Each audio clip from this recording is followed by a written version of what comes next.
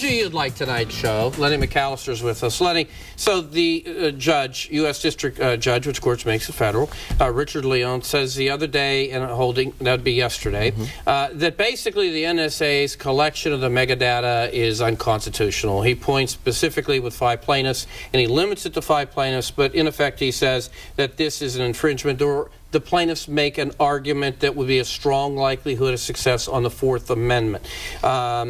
And I cannot imagine a more indiscriminate and arbitrary invasion than the systemic and high-tech collection and retention of personal data. What are your thoughts?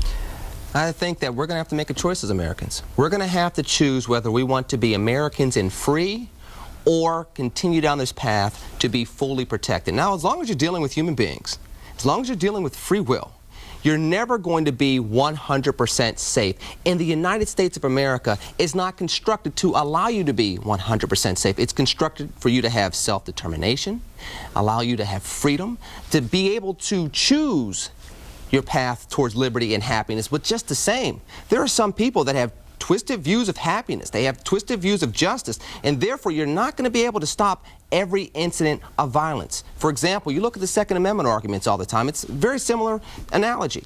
People want to restrict guns as much as possible. Well, as long as you have a Second Amendment, you're still going to have the possibility of somebody legally having a gun, somebody else accessing that gun, whether it's through theft or some other type of manner or method, and being able to commit a crime that's obviously against federal laws, state laws, local laws. Because we are the United States of America, there are certain protections that we have in place that we just can't violate. We can go up to the line of safety as much as possible, but we're going to have to make a choice. Do we want to be free, or do we want to try to prohibit all different types of crimes that we're still not going to be able to do? Okay, interesting, because the judge specifically notes that in some respects, says the government doesn't cite an incident, a single incident, where this incredible collection of billions of whatever of metadata, that, again, we understood did not violate any privacy rights, without disclosure of content, so to speak. That they never showed an imminent attack that was protected. They never really reflected anything. Well, we missed 2009. Remember the Christmas bomber? It was because a teenager might have had a second thought in regards to blowing himself up, or else we have a plane blowing up on the tarmac in Detroit. We didn't have the government stop the Times Square bomb in May of 2010. That was a New Yorker being a typical New Yorker. So even with all this stuff out there, we still had these very near misses over 2009 and over the Obama administration.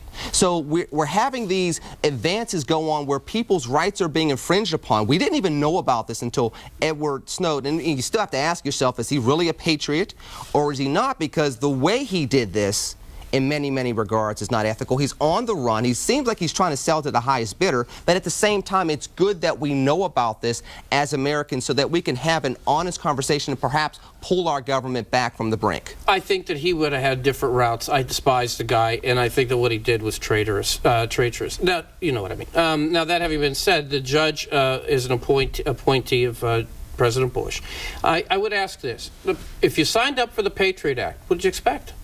I mean, if you had the Patriot Act and the Patriot Act said we're going to do A, B, C, and D with this all-inclusive means to keep us safe, well, you know what? I mean, this is going to fall right into that. So this does not go back to President Obama. There were people that will say, well, this is an Obama administration fault. No, this isn't. This goes back to how we looked at 9/11. And let's be honest, we were all scared. We were all terrified. We were taking on a brave new world. So this makes sense, but at some point in time, we're still dealing with politicians, we're still dealing with a constitution, and we're still dealing with a set of ethics that we're supposed to have as Americans, where some of this started getting scaled back or should have been scaled back. And let's be fair.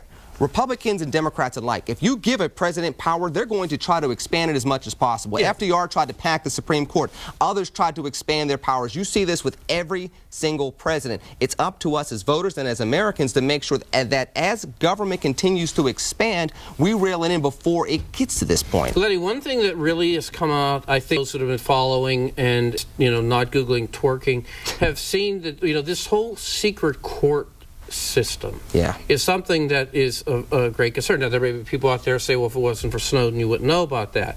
The reality is that there's this secret court system that is really it's out of Hollywood. And when you're able to basically get things done as a government without it having the light of day, and for most people not even knowing it's there. I do think that creates a great deal of angst and a credibility issue. You got to ask yourself, are you talking about the United States of America? That is what this goes back to. So again, a lot of times you hear about the Tea Party folks going a little bit off the rails when they talk about stuff like this, but when you take a step back and you look at it fundamentally and remove the emotionalism from it, objectively, once you start having parallel universes that politicians and lawmakers, and more importantly, people that are not accountable to the American people by way of the vote, can start making decisions. Now you're not talking about one man, one vote. Now you're not talking about a democratic republic. You're not talking about the United States of America you and I grew up in. Right. Now, interestingly, you went to the Tea Party, for instance, and now we could talk all night, and perhaps we will, you know, our wives will have to come get us. But the fact is that that is an example of many things to me.